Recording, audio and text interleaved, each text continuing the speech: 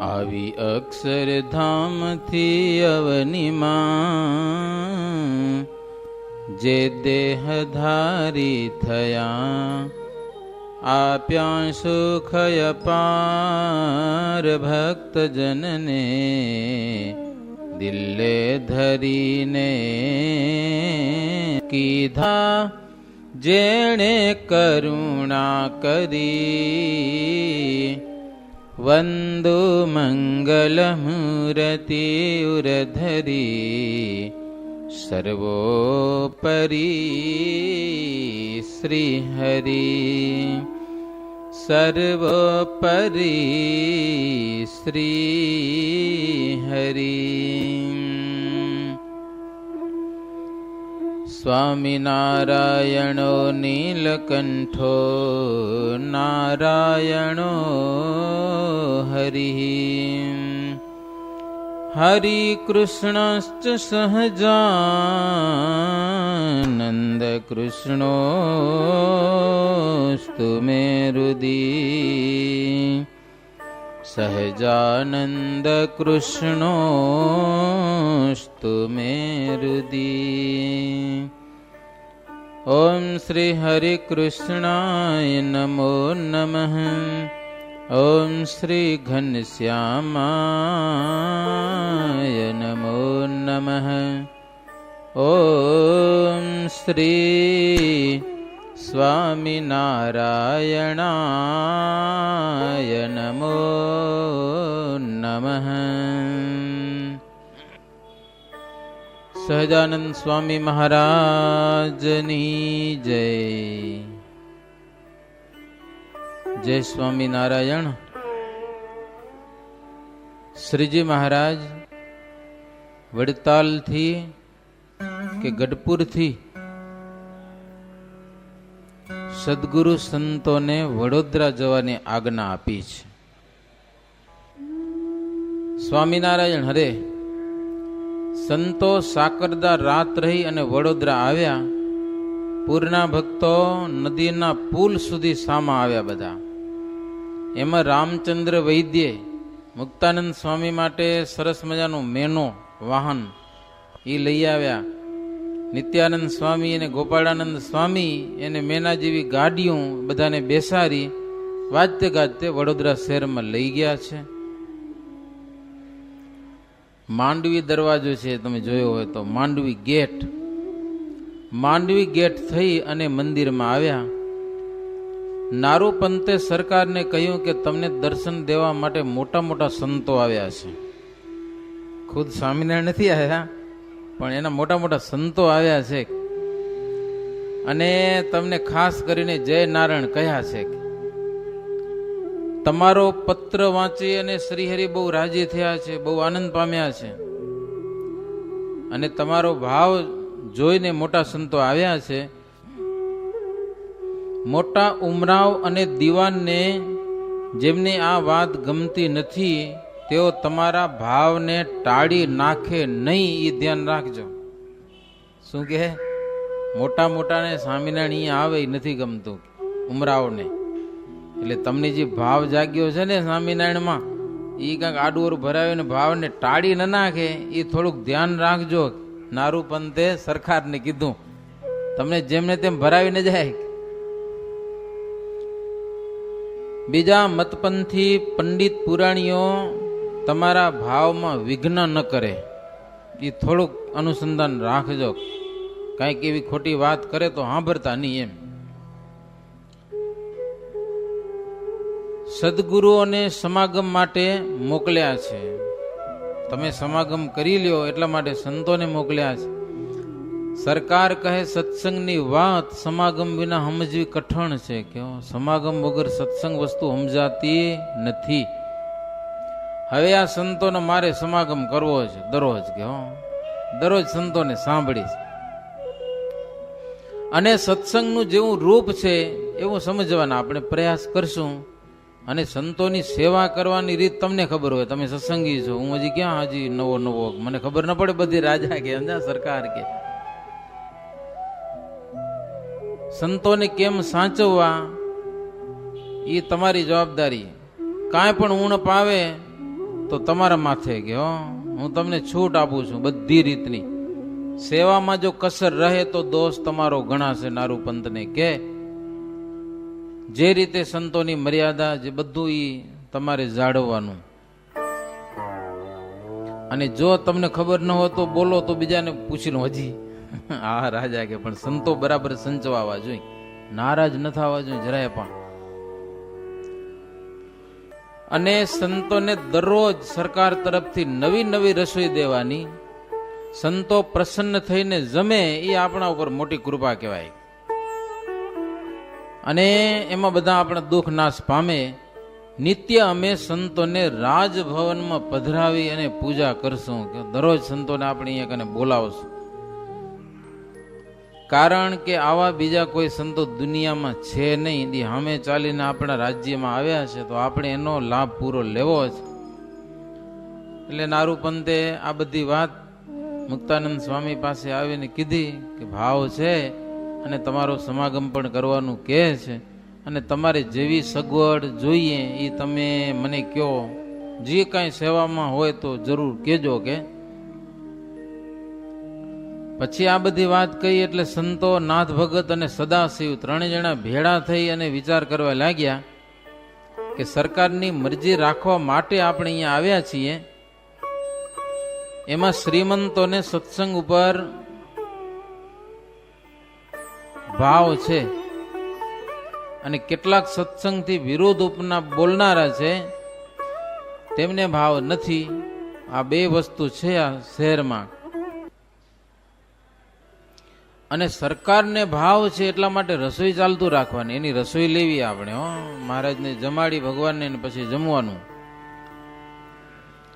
પછી તો સરકાર દરરોજ સદગુરુ સંતો માટે મેના, કોકદી સુખપાલ આવી જાત જાતની ગાડીઓ મોકલે. એક જ ગાડી નહીં, અલગ અલગ ગાડીઓ આવે. અને રાજભવનમાં એક સરસ મજાનું મંદિર હતું. ત્યાં સંતને માટે સરસ મજાના એવા બિછાણા સંતોને જોઈએ એવા, અને સંતને બેસાડતા અને સંતોના દર્શન કરવા આવતા સરકાર દરરોજ હાથ જોડીને વારે વારે પગે લાગતા. નારૂપંતને પ્રથમ સરકારે કહ્યું કે અમને આ સદગુરુના એકવાર નામ ઓળખાવો. કોણ કોણ છે, એના નામ શું શું છે, એની ઓળખાણ આપો. નારૂપંત કે જુઓ, આ મુક્તાનંદ સ્વામી સૌથી મોટા સંત કહેવાય. સ્વામિનારાયણ જ્યારે પહેલા વહેલા સત્સંગમાં આવ્યા ને ત્યારે આ મુનિની સાથે રહ્યા હતા. અને સાધુતાના ગુણથી પૂર્ણ છે આ મુક્તાનંદ સ્વામી. સત્સંગમાં સૌથી વૃદ્ધ છે. રામદાસ સ્વામી હતા એ તો ધામમાં ગયા હતા, હવે મુક્તાનંદ સ્વામી હતા. અમે પણ એમને ગુરુ કર્યા છે. કે નારૂપંત કે અમારા ગુરુ છે, અમને તમને દર્શન દેવા માટે આવ્યા છે. તમે મોટા ભાગ્યશાળી છો, આવા સંતો સામે ચાલીને તમારી પાસે આવ્યા છે. અને આ નિત્યાનંદ સ્વામી છે, સાધુ ગુણે સંપન્ન છે ને તમામ શાસ્ત્રોના જ્ઞાતા છે, બહુ જ્ઞાની છે, મહાવિદ્વાન છે. અને ભગવાન સ્વામિનારાયણ નિત્યાનંદ સ્વામીને હંમેશા પાસે જ રાખે છે, પણ આ તો તમારી પાસે મોકલ્યા છે. નહીતર પોતાને પાસે રાખે છે ને કથા સાંભળે જુદી જુદી. પ્રાગજી પુરાણ દિવસે કથા વાંચતા ને રાત્રે નિત્યાનંદ સ્વામી કથા વાંચતા. અને સંસારથી નિર્બંધ છે. અને આ ગોપાળાનંદ સ્વામી, એની તો શું વાત કહું. પ્રગટ ભગવાનમાં વૃત્તિ રાખનારા મહાસમર્થ છે. દાદા ખાચર આવ્યા હતા પાછા લ્યો. અને આ દાદા ખાચર એ ગઢપુરના એક કાઠી રાજા છે, 6 ગામના ગરાસિયા છે. સ્વામિનારાયણ તેના દરબારમાં જ રહે છે. સ્વામિનારાયણ એના દરબારને પોતાનું ઘર માનીને રહ્યા છે, એવા આ દાદા ખાચર છે. પછી સોમલા ખાચરને બતાવ્યા કે બોટાદના છે અને ગામમાં ભાગ છે, એમાં પોતાનો અડધો ભાગ છે કે ગામમાં સોમલા ખાચરનો. અને નારી તથા બીજી પોતાની સ્ત્રી અને નારી માત્રથી દૂર રહી અને સદાય શ્રીહરિની સેવામાં રહે. સોમલા ખાચર એ સેમી લક્ઝરી, સમજાના? એ કેવા હતા ખબર હે? ઘરને મૂકી દીધું હતું, આમ પાછા વળી સાધુ એ નહીં, એટલે વચ્ચે. પણ ઘરમાં નહીં જવાનું કોઈ દિવસ નહીં, આમ છૂટાછેડા જેવું નહીં, પણ મહારાજની સાથે રહીને સેવા કરવાનું. બસ નારી માત્રનો ત્યાગ કરીને નજર પણ કરવાની નહીં, આવી રીતે સેવા કરતા હતા. ઘર હાલતું તું ને સેવા કરતા હતા એમ. અને આ સુરા ખાચર એ 3 ગામના માલિક છે. અને સોમલા ખાચરની પેઠે દરેક સમયમાં પહોંચી આવે, શ્રીહરિની સાથે જ રહે છે, ગામો ગામ ફરે છે અને શ્રીહરિની આજ્ઞામાં રહેનાર આ બધા છે. એમ પહેલે દિવસે બધાને ઓળખાણ કરાવ્યો, એ બધા સંતોની દરબારો આવ્યા હતા એની. એટલે સરકારે સદગુરુ પાસે શ્રીફળ મૂકી પૂજા કરી, દાદા ખાચર વગેરેની પણ પૂજા કરી. મુક્તાનંદ સ્વામીને સરકારે કીધું કે અમારા ઉપર સ્વામિનારાયણ ભગવાનની કેવી કૃપા રાખી છે, જુઓ કેવી કૃપા રાખે છે અમારા ઉપર. કયો અમારા ઉપર કૃપા પત્ર પણ લખતા નથી કે લ્યો અમે હમણાં પત્ર લખ્યો એનો કાગળ ના આવ્યો કે કઈ નારાજ તો નથી ને અમારા ઉપર. પત્રે કરીને કૃપા ઓળખાય, પત્ર આવે તો. નારૂપંત આવ્યા એ પણ કૃપા પત્ર લાવ્યા નહીં, કે કૃપા વિના પત્ર લખવાનો ભાવ થાય નહીં, આવી સરકારે વાત કરી. મુક્તાનંદ સ્વામીને એવી અલૌકિક વાત છે, પત્ર લખે એના ઉપર સામો પત્ર લખે ત્યારે મળ્યા જેવો આનંદ થાય છે. પણ સ્વામિનારાયણ ગમે તેમ તો યોગી તો ખરા ને, એને બધી ખબર ન હોય કે સરકાર કે એટલે પત્ર લખ્યો નથી કે નહીં તો લખવો જોઈએ.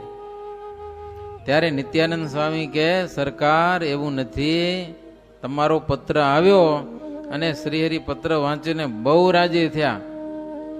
તમે મોકલેલો ઓલો દુસાલો એ પણ ખુદ નારૂપંતે એને નાથ ભગત નારૂપંતે ઓઢાડ્યો. મેવાપીઠ મીઠાઈ તમે મોકલી હતી બધી પોતે ખુદ જાહેરમાં જમ્યા શ્રીહરિ, એવા ઉપર રાજી, એવા તમારા ઉપર રાજી થયા.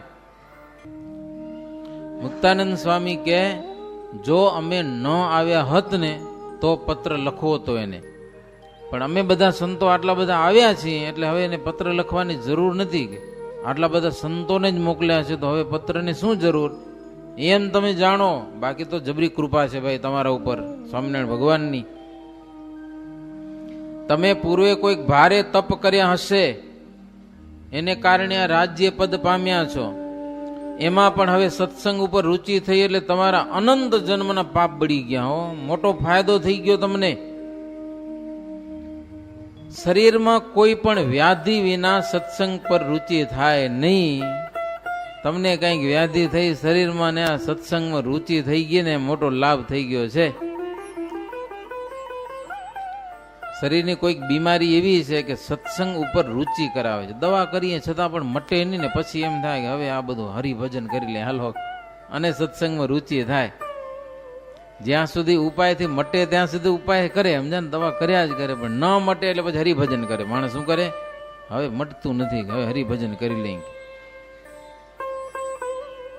પરીક્ષિતને ક્યાં ભગવાનમાં પ્રેમ હતો, સાપ થયો ને 7 દિવસમાં મૃત્યુ થઈ જશે, કેવો લાગી ગયો, ખાવા પીવાનું બધું છોડી દીધું, રાજપાટ બધું પુત્રને સોંપી ગંગા કિનારે બેસીને બસ હરિભજનમાં લાગી ગયા. હવે તો કથા સાંભળવી છે, બીજું કાંઈ નથી કરવું, કે સતત કથા સાંભળી અને રુચિ થઈ ભગવાનમાં. અગણિત રાજ્ય સમૃદ્ધિને મૂકી અને ભગવાનમાં ચિત્ત કેવું જોડી ગયું. આ સંકટ આવી પડ્યું એટલે મુક્તાનંદ સ્વામી કે શરીરમાં કાંઈ પણ વ્યાધિ વગર ભગવાનમાં રુચિ થવી એ પણ કઠણ કામ છે, સહેલું કામ નથી. વ્યાધિ છે ને શરીરની વ્યાધિ કો દર્દ કો દુઃખ એ એક જાતનો ગુરુ છે. ગુરુ રોગ રૂપે થઈને આવે ગુરુ અને ઉપદેશ કરે. અને વ્યાધિની રીત એવી છે કે ન ખાવા જેવી વસ્તુ હોય ને એને નિસંગ થઈને ખવડાવે લ્યો. ઘણી વાર તમે જોજો જે માણસને જે વસ્તુ નડતી હશે ને શરીરમાં એ ખાવાનો હોશ વધારે થશે. ડોક્ટર ના પાડશે તારે ન ખાવું તો એ જ ખાશે મારો. તમે જોજો આ કથા આવે છે એની, જેના થકી વ્યાધિ થાય એવી વસ્તુ ખાવાની વધારે રુચિ થાય લ્યો. ના પાડે તો માને ની હંતે હંતે કઈ ખાય આવે, સમજા ના, એવી વસ્તુ છે. પણ ભગવાનમાં રુચિ કરાવે એવા જો ગુરુ મળી જાય તો મોક્ષના માર્ગમાં રુચિ થઈ જાય છે ને ભગવાનમાં એને પ્રીતિ થાય છે. અને એવા ગુરુ છે એ વાતું કરીને વ્યાધિને હરતા રહે છે. ફરી ક્યારે પણ એવા દુઃખ આવે નહીં, જન્મ મરણ જો એવા ગુરુ મળી જાય તો. ઘણી બીમારીઓ ઔષધિથી દૂર નથી થતી, છતાં પણ એમાં અરુચિ નથી થતી કે હવે આ દવા કામ નથી આવતી, છતાં હાલો કરીએ દવા, કરીએ એમ થયા જ કરે છે. એવી રુચિ જો ભગવાનમાં થઈ જાય તો વ્યાધિ માત્ર નાશ પામી જાય. નડે તો એ વસ્તુમાં અરુચિ નથી થતી, સમજા ને? ખબર છે તેલ નડેરું, ઘી નડેરું તોય ખાય, પછી એમાંથી એસિડિટી થાય ને હેરાન થાય ને ગોરી ખાય, 2-4 દી મૂકી દે ને વરી મારો ખાય, સમજા કે નહીં? એનો અભાવ નથી આવતો, લ્યો, અરુચિ નથી થતી. એમ હરિભજન કરવામાં ઓલી કેમ રુચિ થાય ખાવાની કે પીવાની, એમ હરિભજનમાં જીવને જો રુચિ જાગી જાય, બેડો પાર થઈ જાય, દુઃખ બધા નાશ પામી જાય. આ બ્રહ્માંડ છે આખું વ્યાધિમય છે. બ્રહ્માંડ કયો કે શરીર કો, એમાં દુઃખો જ ભરેલા છે. હવે એમાં જ્યાં સુધી સુખ મનાયું છે ત્યાં સુધી વ્યાધિ મટવાનો નથી. દુઃખમાં સુખ મનાય પછી ક્યાંથી દુઃખ સુખ થાય? ભગવાનની વાતમાં જો રુચિ રહે તો એ ગમે એવા દુઃખ હોય, દુઃખના દરિયાને પણ એ ઓલંઘી જાય છે. જેને જેને ભગવાનનો જાણે અજાણે પણ યોગ થઈ ગયો, એ જાતિના હતા કે કુજાતિના હતા પણ એનો મોક્ષ થયો છે. શાસ્ત્રમાં કથાઓ આવે છે એની. ભગવાનના સંબંધ જેવી વાત બીજી કોઈ નથી. એવા સંત હરિભગતની તુલના પણ કોઈની સાથે થઈ શકે નહીં. જેને પ્રગટ ભગવાન મળ્યા છે, એની કોઈની સાથે એની ગણતરી ન થાય. સરકાર આવી બધી વાત સાંભળીને ખુશ થઈ, કારણ કે ભાવ જાગ્યો તો ને, એને મજા આવી ગઈ બહુ. પછી તો નિત્ય સંતોને વાહન મોકલી અને દરબારમાં બોલાવતા અને પૂછવા જેવી વાતો પૂછતા. બાકી સંતો કે સાંભળતા. 15 દિવસ સુધી વાતો સાંભળ્યો, હામટી 2-3 કલાક બેસી કરીને. ઓહો, આપણે નબી હેગી એટલા.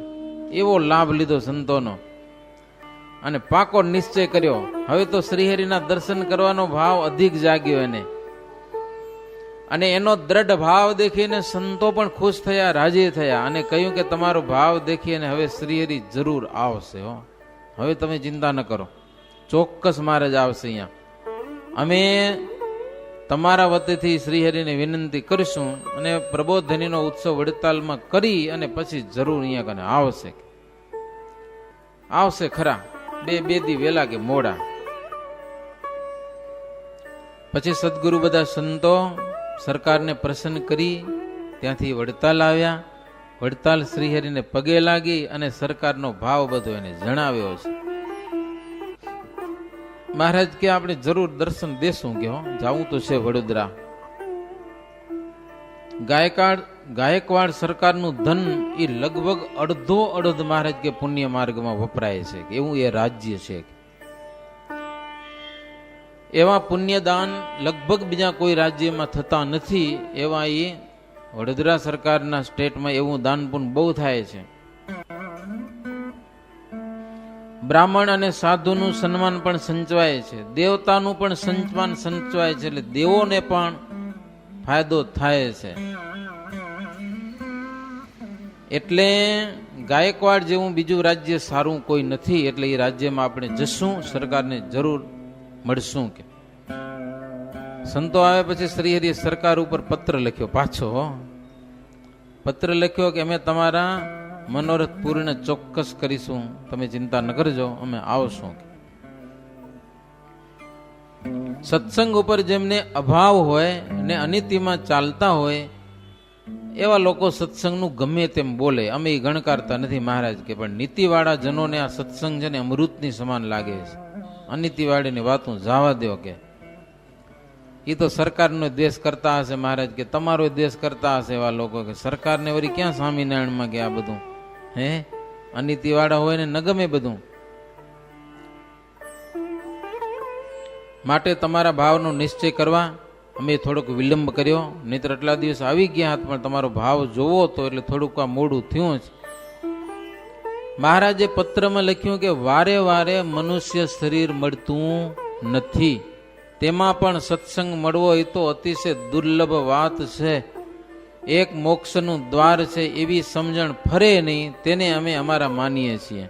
સત્સંગ છે ને એ જ એક મોક્ષનું દ્વાર છે. આવી સમજણ ગમે તેમ થાય તો એની ફરે નહીં, એને અમે અમારા માનીએ. મહારાજ સરકારને પત્રમાં લખે એમ શ્રીહરિએ સત્સંગમાં પ્રીતિ થાય એવો પત્ર સરકાર ઉપર લખી પહોંચાડ્યો. સરકારે પત્ર માથા ઉપર ચડાવીને વાંચ્યો અને ખૂબ આનંદ થયો એને. જ્યારે ત્યારે દર્શન દેશે તો ખરા એવી એક આશા બંધાણી સરકારને. હવે એ સરકાર શું કરવા માંડ્યા છે, જેમ તેમ જે તે પ્રકારે શ્રીહરિમાં ચિત્તવૃત્તિ જોડાય એવો અભ્યાસ કરવા લાગ્યા.